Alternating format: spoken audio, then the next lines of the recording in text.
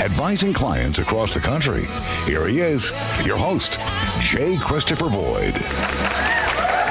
Welcome back to Something More with Chris Boyd. I'm Chris Boyd, certified financial planner practitioner.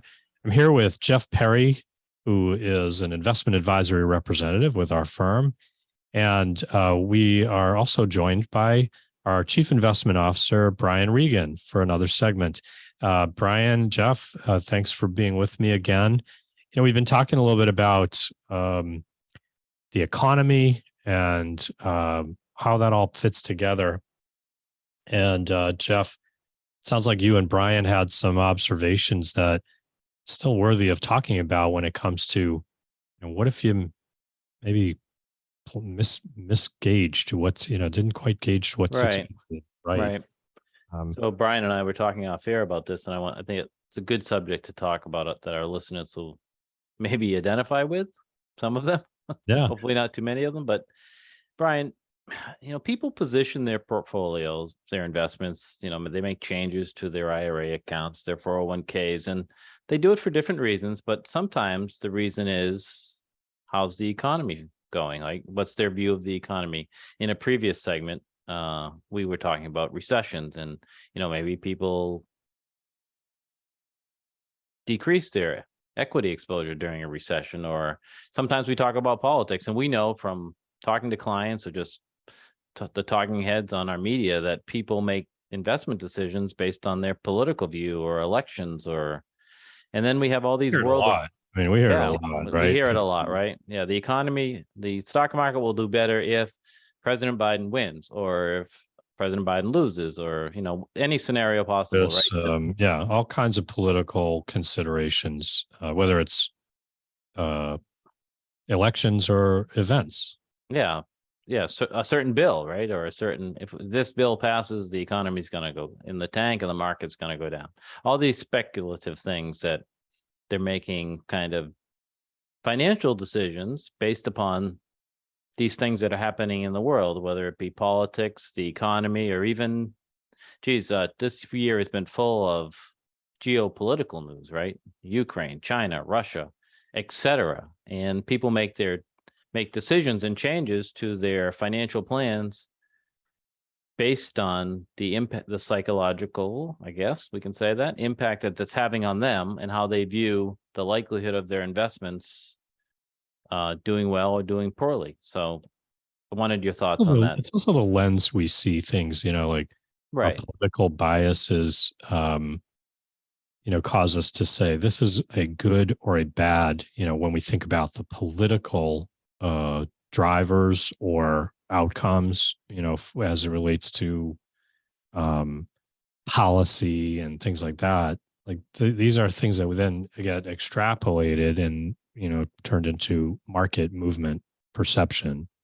You know what I mean? I think that's understandable that we have political biases, we have ideological bent, and sometimes we then extrapolate that to the performance in markets, which isn't always the right perception.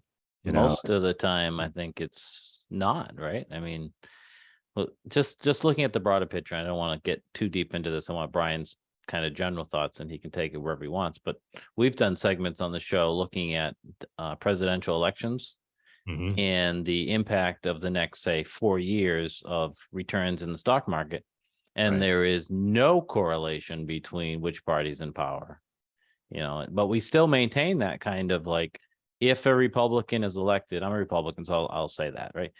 A Democrat would say the same thing. If a Republican is elected, the market's going to do great, right? Because that we want to believe it, right? Like your point was well said, Chris. It's kind of a bias, right? We're stuck in that bias. If the world turns my way, it must be better because I'm right. But Brian, what do you think about all this? Is any of this relevant? Should we be changing our investment mix, our types of investments, or however you want to say it, because of our political, economic, world events, or whatever bias or whatever perceptions we have of where the world and economy is going? I think the answer is most of the time no. And let me just give you an easy reason why, right? let's go back to basics. And what is a stock? I mention this all the time, but it seems like people get away from it and very easily. But a stock is just ownership in a business. Right. And what are the two biggest businesses in the world? Apple and Microsoft. The CEO of Apple is Tim Cook. The CEO of Microsoft is Satya Nadella. The CEO of Apple and Microsoft is not Joe Biden. It's not Donald Trump. I guarantee you, Joe Biden does not know the first thing about artificial intelligence. He's never heard of a large language model. And he's probably never even used, I'm guessing, obviously, but I bet he's never used ChatGPT. So this idea that the president has impact over these two biggest companies in the world, whose earnings are going to drive the stock market significantly more than some bill that's going to get endlessly debated in Congress. There's no reasoning for it. And let's revisit what happened with the NASDAQ last year, right? It got crushed. There's no denying it. And what are the two biggest stocks in the NASDAQ? Two biggest stocks in the NASDAQ are Apple and Microsoft. Now, should we have, and this was common refrain on any financial media source, was to run away from the NASDAQ, or what they would like to say is run away from growth, which, are terms that should be retired. And big tech was over, right? It was over. Yeah, I mean, those are terminology. Growth and value should be buried very, very deep in the grave, but they're very commonly used. And I guarantee you, there's a lot of even professionals that got out of anything to do with quote unquote growth or anything associated with quote unquote growth, and they missed the entire rally. I'd almost guarantee. I just want to point out, from a compliance point of view, we don't generally guarantee. No, I'm just teasing you, right? Yeah, I mean, I'm obviously guessing that this is the case. Just based on what you hear now, right? Because now you hear people, people were positioned wrong, and this is chasing, and it's interesting. Like when they were selling their shares, they were selling their shares in 2022. Somebody was buying them, so somebody was positioned. Right? Somebody was positioned, right? There's always two sides to every trade. So I always think it's funny when anybody says, "quote unquote," everybody's doing this or everybody's doing that. It's like, nope, somebody is taking advantage of you as you hand them these very valuable shares. And as we know, the NASDAQ has done phenomenally well, since October of last year, 35-40% returns. Basically, the best companies in the world reasserted themselves as the best companies in the world. So, when it comes to portfolio construction, what I think you should do is you should concentrate on how is your portfolio balanced. If you're very short in duration, interest rate risk on your bond portfolio, you might be more inclined to have stocks that will benefit from a falling interest rate environment, because you want to be balanced, right? Your bond portfolio is not going to do well in a falling rate environment if you're taking very little interest rate risk, but your stock portfolio might. So you might want to create these offsets. And if you want to outperform, for example, like we're trying to do, you might want to do that, but also take it the next level and look for an additional value somewhere. A good example of that is, the NASDAQ, for example, has done really, really well. The S&P 500 has done really, really well, but there are pockets of stocks that haven't gone anywhere. Right. And the common refrain on TV is, the market has to go down because these stocks, aren't doing well. They say there's narrow market breadth, blah, blah, blah. And what I say is, well, maybe those stocks are cheap. Maybe there's an opportunity there. So you should really kind of flip your thinking away from what is everybody doing? Maybe I should be doing that, to what is everybody missing? Maybe there's value there. So, to take a little bit of a issue. I mean, I want to be clear. Although the NASDAQ has done well and has been, the focal point of where things have done the best, it's still not back to its highs. We still have had decline from our peaks, right? Additionally, I'd be interested in having you talk a little bit about, so you mentioned the concentration. We talked about that a couple of weeks ago. And I do think that's an interesting phenomenon. What does it mean in relative to the breadth of the market? Is there a discrepancy with those top 5 or 10 holdings in these major indexes, and the comparative performance to the broader market, the other 495 or whatever it is in the S&P 500. Is there a discrepancy that people are focusing on? When it comes to that top group, I mean, NVIDIA is now in the top, I don't know if it's 5, but it's within the top, close to the top 5. That's had an enormous jump in valuation in this year. It seems to me like that's been excessive, the dramatic change in pricing on that. Yeah, I don't know NVIDIA that well. And we probably shouldn't be talking individual names so much, but So anyway, I don't really want to comment on that, but I guess I do, I will push back a little bit on how it's only 5 names in the S&P 500. I don't think that's accurate. There have certainly been something like 70% of the returns when we talked about this a couple of weeks ago. I don't remember. I'm doing it off the top of my head. It was something significant like that. 70% of the returns were coming from 5 positions, and again, that's because it's cap weighted, and that's where you get the bulk of your emphasis, right? Yeah. I guess what I'm saying is I think those numbers can be massaged a little bit. Like, those stocks are offsetting losses, and the bottom 5 stocks, for example, or something like that. And I think it's a little broader. It is narrow. I agree with that, but it's a little broader than maybe how it's made out to be. Characterized, yeah. I'll give you an example. Has anybody on financial media been talking about how, JP Morgan, for example, has had an excellent year? This isn't a tech stock. It has nothing to do with artificial intelligence, but it's doing well. It's a large cap bank stock. How about some semiconductor equipment companies, 40-50%? How about even Visa is doing pretty well. Netflix is doing phenomenally well. Hey, what? Just as a compliance thought, we want to make sure we remind our listeners that we're throwing out names of stocks. Brian, some of these stocks may, as we've talked about them, be positions that we hold personally and for our clientele in their positions. Additionally, listeners rather have a responsibility on their own to consult good financial advice for their particular circumstances. And what we're talking about is not intended to be a recommendation for anybody listening. Sure. The home builders have had like a double. So, these are just some examples. I do agree that it's a little narrow, but I do think it's maybe overly exaggerated, right? But like I said earlier, that a big part of my Investor Insights letter this year is about false narratives, and I think this is a little bit of a false narrative. I mean, it's an exaggeration of the truth. Is my belief. Interesting. Some of these stocks too are just, you mentioned NVIDIA. I don't know. Maybe it's stretched, maybe it's not, but I know that they had an excellent earnings release and a great forecast. But some of these stocks were wildly undervalued, in my humble opinion, at the end of 2022. So, sometimes the NASDAQ was down, but sometimes I would argue that the market is wrong. And you need to be in a position to take advantage of the fact when the market's wrong.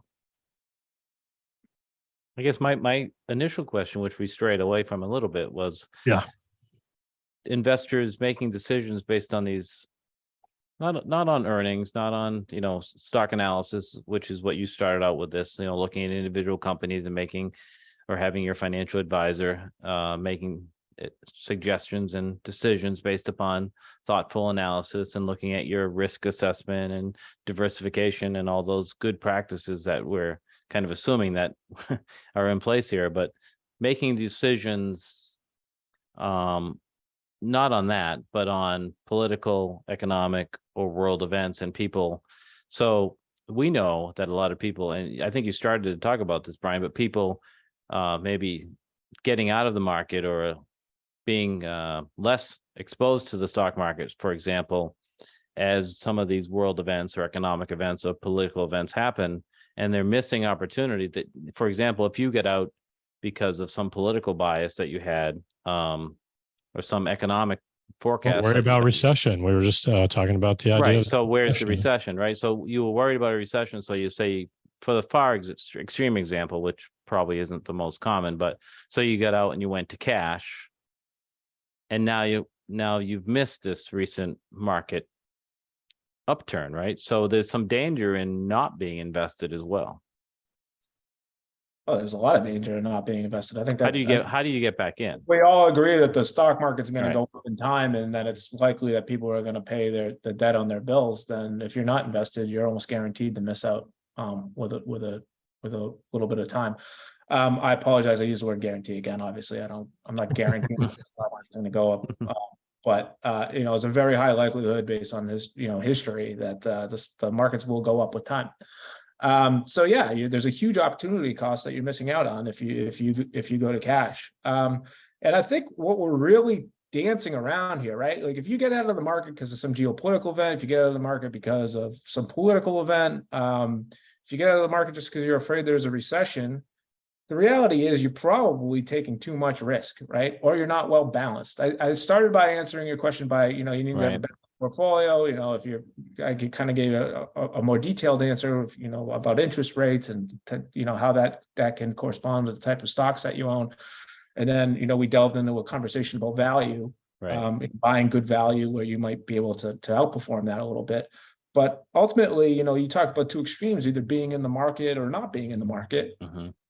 Those are extremes, right? Like find a balance. And we know for a fact there's tons of research and history on this that, people sell low and they buy high. And that's exactly because they're not good at finding this balance. And, that's what you and Chris do with our clients all the time is you sit down and you get to know them personally through hours and hours of meetings, to try to understand, how much risk they can stand, how much volatility they can stand in the short term, and how much they are willing, or have the ability to withstand, so that they can make money in the long term, right? That's the basic foundation right there. You shouldn't be going in and out because of one reason or another. You should find a balance that helps you sleep at night. And if you find that balance, you will do well. Right? You will do well because you're going to stick with it for the long term. And time is the most rewarding thing you can have in the market. There's three ways you can make money in the market, right? You can be smarter than everybody else. You're probably not smarter than everybody else. You can be luckier than everybody else. We can all hope. Or you can be more patient than everybody else. And the third one's the easiest. And it's not easy either. But I love the this reminds me of the quote that you say often, so I'm gonna get it from you before you say it today, Brian. It's time in the market, not timing the market. Right. Is that Vogel's quote? I don't know who said it, but yeah, it's I heard you say it before, yeah. But if you look at it through that framework, to make money in the market, you need to be smart, lucky, or patient. I'd like to be 2 out of 3 of those at least. Sounds like a blog post I could see coming sometime soon. That's a pretty good one. I like that. Patience, the easiest one. So, when it comes to these issues, one, again, I want to reiterate that everyone's circumstances are unique. We don't want to suggest what our listeners should do without knowing the full context. And so if you need help in thinking about your own portfolio with any of these positions, anything you might own, feel free to reach out to us for an analysis and a conversation. Hopefully we can be a resource to you in that manner. But again, make informed decisions, use a prospectus when a prospectus applies to your portfolio selections, and do make sure you do your own thoughtful research before you pursue any of these kinds of suggestions or topics we've been talking about that are not intended to be a suggestion for your own investment today. Let's just, since you're talking about some of these things, Let's actually talk about some of the geopolitical items that have happened in the last week. Not that it necessarily is a driver for your investments, but it's kind of interesting to talk about. We had some pretty big world events, as or at least the what happened in Russia last week was pretty. The next Jack Ryan movie, I think, somewhere. Yeah. Well, to your point, I went back and watched the Jack Ryan season 3. Yep. Which has to do with Russia. And of course, that show is excellent, by the way. It really is. Yeah, you gotta love those. I didn't think John Krasinski was going to be able to do it, but he's fantastic. Yeah, I agree. And so the next one is out, I think now. The season 4 is. Oh, is it good? But Is it it's really? coming out. They're doing one episode at a time. Can't binge it. So yeah, you can't binge it. Oh, darn it. You can wait till they're all out. Do you guys watch For All Mankind? Speaking of current events, on Apple. I don't know that one. You'll love that one. There's so many. It So kinda, many. It kind of reimagines the space race between the Russians and the United States. Oh, cool. Yeah, I think I have seen the ad for that now that you say the relating to space. Highly recommend it. Me and my wife are obsessed with it. There's so many great shows. But on the Russia coup, I don't know what I mean. It's turned just for people who did. I mean, most people probably are tuned in. Come they on. listen to the news, but Yeah, how cool could they attempt. not, how could they not people- know this? people may not know what Wagner is, or all this kind of stuff. Like what happened that this is the backdrop of this. Oh, okay. I have to push back though. I don't think anybody doesn't know. But for those who don't know, so there's a private military group kind of sanctioned by Putin and Russia, Wagner Group, which has been all over the world fighting these wars and these battles and doing these things that no government would want to put their name on, right? And they've been in Ukraine, and the leader of the Wagner Group has been publicly critical of Putin and the Russia hierarchy, especially the Minister of Defense, arguing that the Wagner Group does not have the resources to effectively fight the war in Ukraine. And, being publicly critical of Putin is not something normally done or something that you survive from, but that has been the way it is. And then all of a sudden, so I guess it's last weekend now, he showed up in southern Russia, the Wagner Group, and took control of a Russian military base and a town in Russia, and publicly said that he wanted, and the group wanted, to talk to Russian leadership. Didn't name Putin, but basically being very critical in that if necessary, he would march his troops, about 6,000 military troops, to Moscow. And so that was, for about 12 hours, it was viewed as this could be a coup against Russia. And how many of the Russian generals are in favor of this? Is Russia going to collapse? And it went off in every possible tangent to who's got control of the nuclear weapons, what's going to happen. And then all of a sudden there's this alleged deal made that the leader of the Wagner Group, can go to Belarus and live in exile. And it's just kind of spiraled this past week into, has Putin been weakened? Yeah. Or is he consolidating his strength by, and then just the end this of the event, week, and then trying to reposition things, get rid of some people. One of the lead, I'm not even pronouncing any of these Russian names, so don't even ask me. I know what they look like, but don't ask me to pronounce them. But one of the lead Russian generals has not been seen.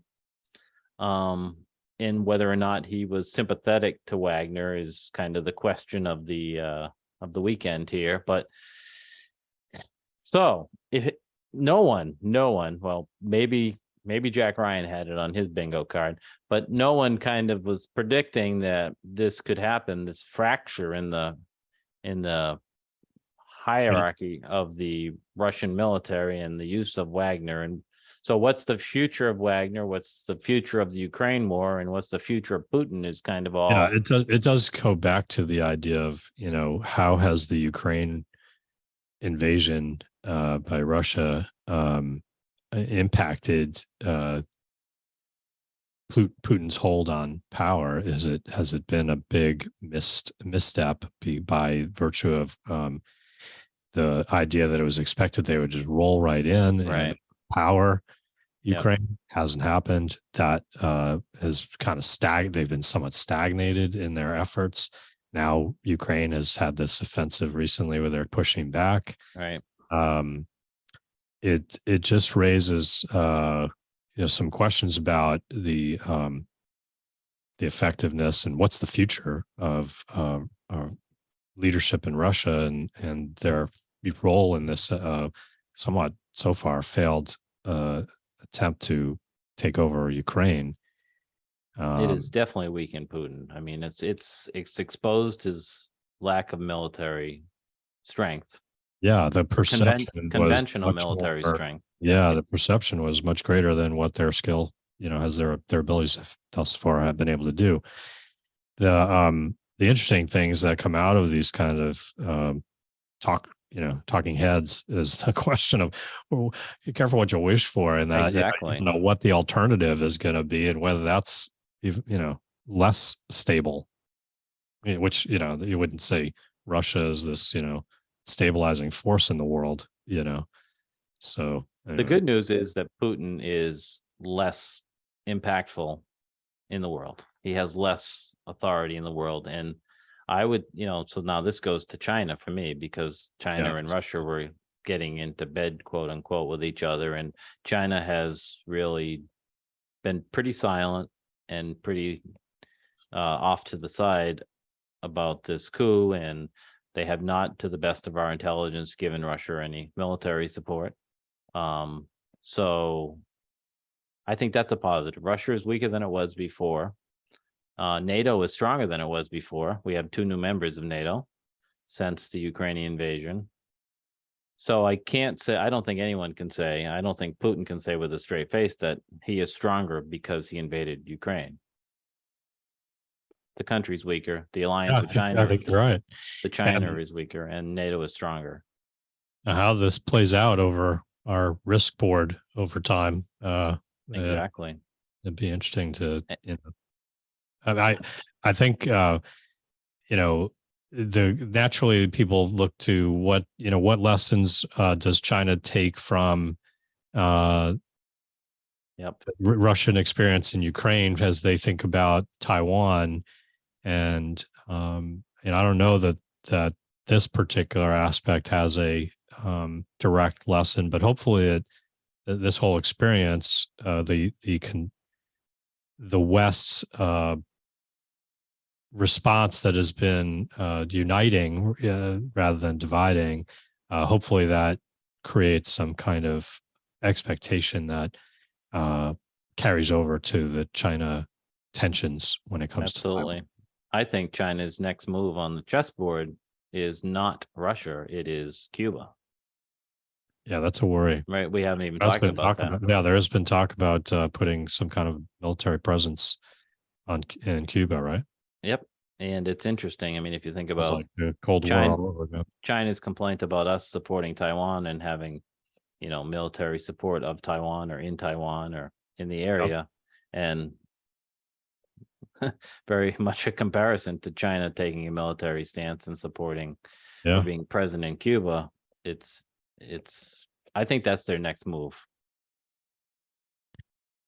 Just goes to show that when it comes to the issues of foreign affairs and geopolitical positioning, it is this incredibly complex chessboard that we really need to be having people that are in positions of power in this, foreign affairs, Secretary of State and so forth, that are thinking, 3-dimensional chess, not just 1 or 2 moves at a time.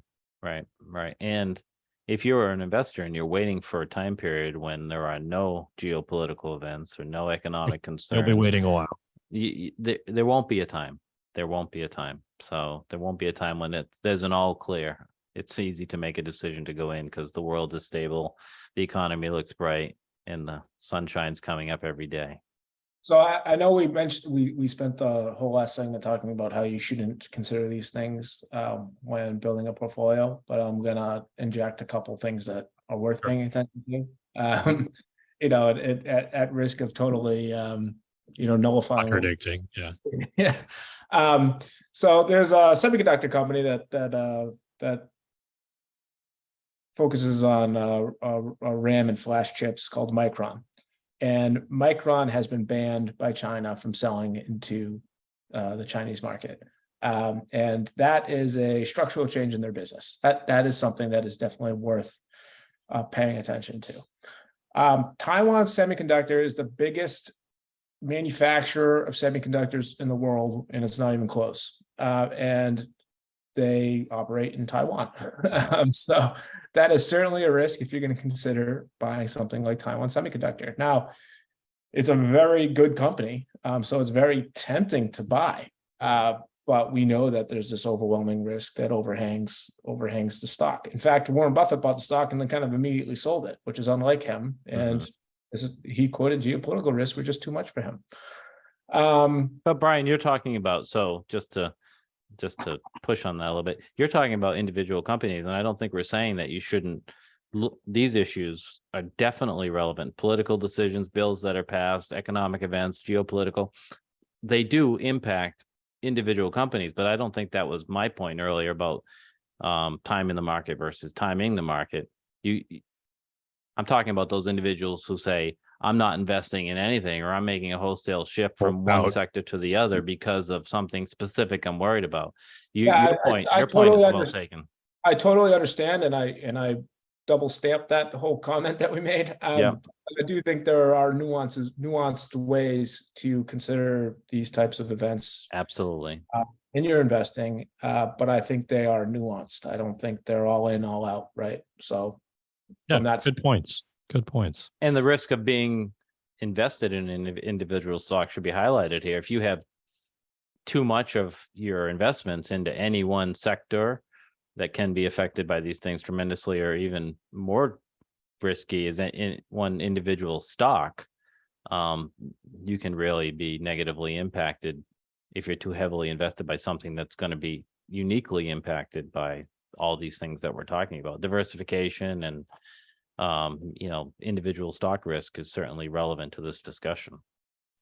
Yeah, I mean, another way to think about geopolitical risk when it comes to your investing, again, very nuanced. If you're aware of how other countries are performing relative to the United States, that can inform your interest rate and currency positioning, but that is very nuanced. I do not think the average investor should be thinking about that stuff really at all. And I think that's ultimately who we're speaking to. Yeah, and I think it's also important to keep in mind that one should have some degree of investments. We tend to all have a home country bias.